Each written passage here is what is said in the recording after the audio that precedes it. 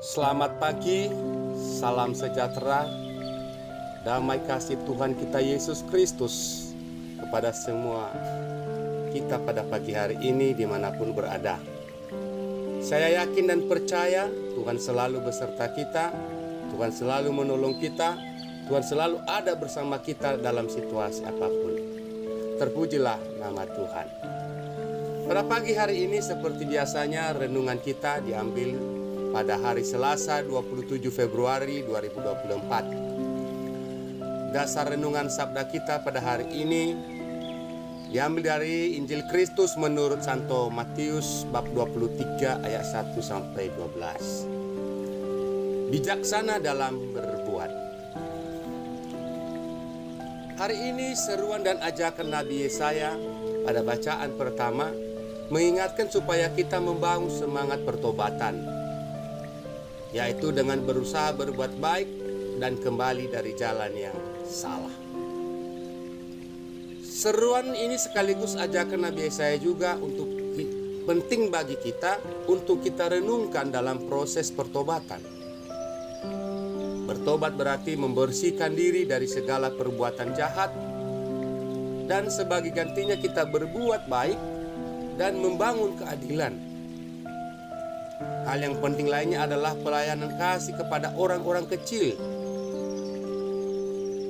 orang-orang tertindas, orang-orang yang selama ini tidak diperhatikan, bahkan mereka yang sangat menderita.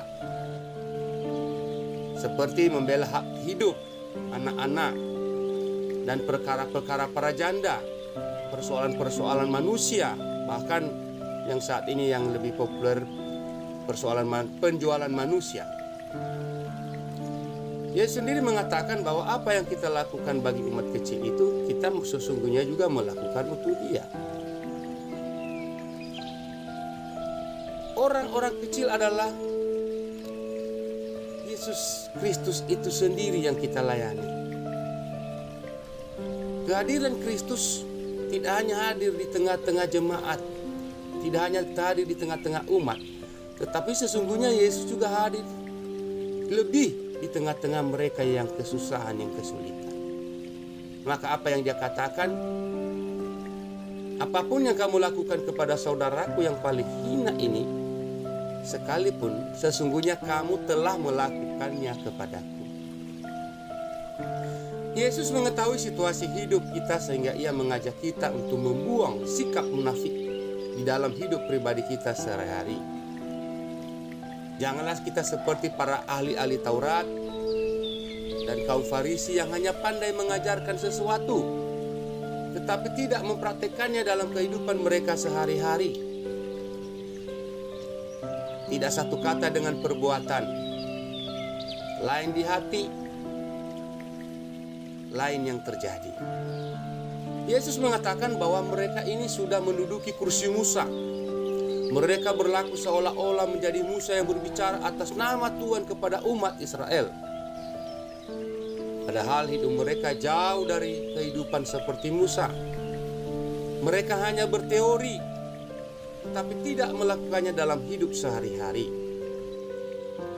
Karena itu, Yesus berpesan kepada para murid-muridnya supaya mengikuti segala sesuatu yang diajarkan oleh para ahli Taurat dan kaum Farisi itu, tetapi tidak mengikuti apa yang mereka lakukan. Karena apa yang mereka katakan benar, tetapi apa yang mereka lakukan tidak benar. Maka Yesus mengatakan, lakukan apa yang dia katakan, jangan ikuti perbuatannya. Itu intinya. Dalam Injil hari ini Yesus mengecam juga orang-orang Farisi dan para ahli Taurat. Pasalnya mereka melakukan kebaikan hanya supaya dilihat orang, dan kemudian dengan mudah mencap orang lain sebagai orang yang tidak layak di hadapan Allah. Maksudnya di sini adalah ketika mereka berbeda kepercayaan, berbeda pendapat, berbeda faham dengan orang lain, dengan kelompok lain, langsung mereka mengatakan, engkau berdosa, engkau tidak layak di hadapan Allah. Dengan mengecam sikap seperti itu, Yesus hendak mengajak kita untuk membangun cara penghayatan yang baru dalam iman. Apa itu? Dengan menjadikan orang jauh lebih daripada kita semakin dekat. Dan orang sekitar kita semakin nyaman, semakin merasakan betapa besar kasih Tuhan pada diri mereka ketika kita ada di tengah-tengah mereka. Beriman yang dimaksud di sini adalah mewujudkan nilai-nilai dan ritual-ritual gerejani berdasarkan kitab suci, berdasarkan tradisi suci, berdasarkan ajaran-ajaran Bapak Gereja. Bukan untuk gagah-gagahan atau keinginan semata untuk dipuji, untuk dihormati. Tidak. Bukan pula untuk menjadi senjata dalam menghakimi orang. Apalagi menjadi alat untuk membenarkan diri kita supaya kita benar dari segala kesalahan kita. Karena manusia lebih cenderung mencari pembenaran diri daripada mencari sumber kebenaran.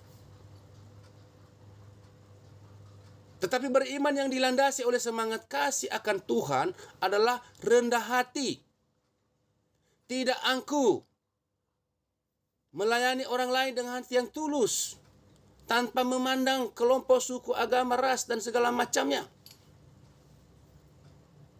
Dan beriman yang dikehendaki oleh Tuhan juga merupakan ungkapan syukur atas kasih Allah kepada kita dalam hidup kita. Maka Yesus menegaskan kepada mereka, jangan kamu seperti orang-orang Farisi, seperti ahli-ahli Taurat, imam-imam Yahudi. Mereka menamakan atas nama Musa, tapi mereka tidak melakukan apa yang dilakukan oleh Musa. Mereka hanya pandai berkata-kata, pandai berretorika, tetapi mereka tidak bisa untuk berbuat. Mereka hanya menutupi kelemahan perbuatan salahnya, tapi bisa menuduhkan orang lain yang sesungguhnya benar. Mereka katakan salah. Kenapa? Karena mereka penguasa. Mereka penguasa kata-kata. Maka kita juga sesungguhnya berhati-hatilah. Janganlah kita menjadi penguasa kata-kata, tetapi sesungguhnya perbuatan kita tidak sesuai dengan apa yang kita katakan. Lain di hati, lain di bibir. Itu sesungguhnya. Marilah kita mendengarkan sabda Tuhan dan melakukannya dalam kehidupan kita sehari-hari. Terpujilah nama Kristus. Amin. Dalam nama Bapa dan Putra dan Roh Kudus. Amin.